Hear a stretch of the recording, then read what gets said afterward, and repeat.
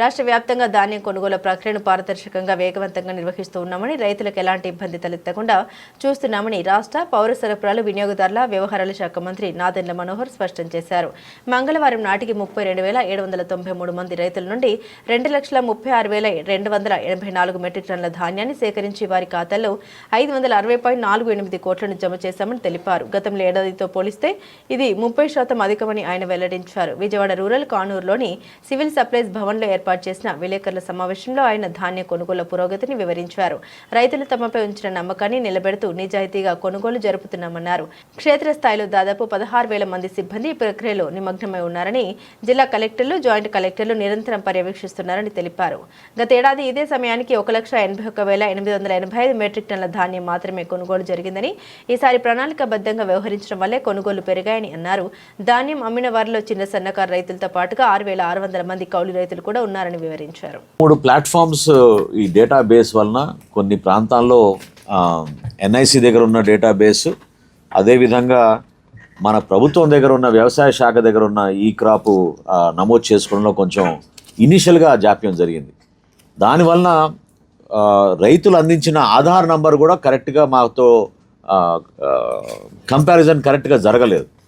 ఇప్పుడు నేను ఇందాక మీకు చెప్పిన లెక్కల్లో 518 కోట్ల రూపాయలు మేమైతే 24 గంటల్లో అందించగలిగామో, అందులో ఒక 6 కోట్ల రూపాయలు మాత్రం ఆధార్ కార్డు సరిగా లేకపోవడం వలన జాప్యం జరిగింది రైతాంగానికి. సో ఆ విధంగా మేము ప్రతి ట్రాన్సాక్షన్ లోతుగా మేము అవగాహన తెచ్చుకుంటున్నాం. మీరు అన్న మాట ఇనీషియల్గా ఉండింది కొంతవరకు ఇబ్బంది, దాన్ని రెక్టిఫై చేసాం. ఎక్కడ కూడా ఇప్పుడు పొరపాటు లేకుండా ముందుకు తీసుకెళ్తున్నాం.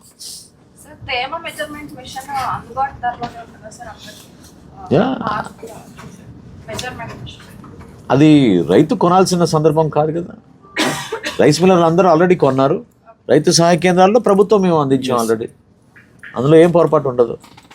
రాష్ట్ర వ్యాప్తంగా మేము ఏర్పాటు చేసాం, క్లస్టర్స్లో ఏర్పాటు చేసాం, ప్యాడీ ప్రొక్యూర్మెంట్ సెంటర్స్లో కూడా ఏర్పాటు చేసాం. ఎక్కడ అందులో ఇబ్బంది లేదు, ఎక్కడ ఇబ్బంది లేదు.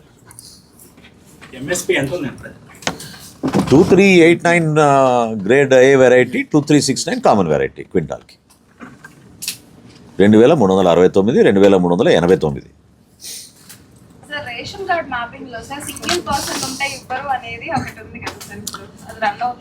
ఇవ్వరు అమ్మా. అది రైస్ కార్డు విషయంలో గత ప్రభుత్వం చేసిన హౌస్ హోల్డ్ సర్వే ప్రకారంగా ఆ రోజున్న డేటా బేస్ చేసుకుని హౌస్ హోల్డ్ మ్యాపింగ్ చేయడం జరిగింది. సో అది మార్పు చేయాలంటే మరొకసారి సర్వే జరగాలి. అందుకనే ప్రభుత్వం నుంచి ఆ వెసులుబాటు మనకి దొరకలేదు. చాలామంది ఇతర ప్రాంతాలు నివసిస్తున్న వాళ్ళకి అడ్రస్ చేంజ్, అదేవిధంగా నూతనంగా పెళ్లి చేసుకున్న దంపతులకి మేము కొత్త కార్డులు, ఈ అవకాశాలన్నీ కల్పించాం. ప్రత్యేకంగా మీకు చెప్పాల్సింది ఏంటంటే, ఎవరైతే గతంలో అప్లై చేసుకున్నారో దాదాపు ఇప్పుడు వరకు మేము స్ప్లిట్ కార్డ్స్ అంటున్నారు కదా మీరు, మేము 1,62,853 మందికి మేము స్ప్లిట్ కార్డ్స్ ఇచ్చాం. ఒక్క డిసెంబర్లోనే మీకు యాజ్ ఆఫ్ నౌ టోటల్గా మీకు ఇవ్వబోయేది 3,14,817 కొత్త రైస్ కార్డ్స్.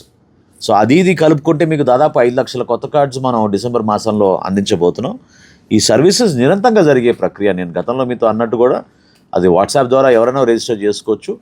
ఈకేవైసీ చేసుకున్న వాళ్ళందరికీ ఇబ్బంది లేదు. ఎవరైతే ఈకేవైసీ చేసుకోలేదో వాళ్ళకి కొన్ని పేరు పొరపాట్లు కానివ్వండి, లేదా అడ్రస్ చేంజ్లు కానీ ఆ ఇష్యూస్ ఉన్నాయి.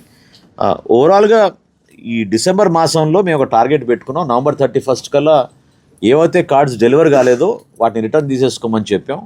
అది ఎనీవేర్ బిట్వీన్ 6 to 7% వస్తుందని మాకు ఉన్న అంచనా. కొత్తగా మేము ఇవ్వబోయే కార్డులు ఇందాక నేను చెప్పినట్టు 5,02,334 కొత్త రైస్ కార్డ్స్ ఇప్పుడు మేము డిసెంబర్ మాసంలో అందరికీ అందిస్తాం.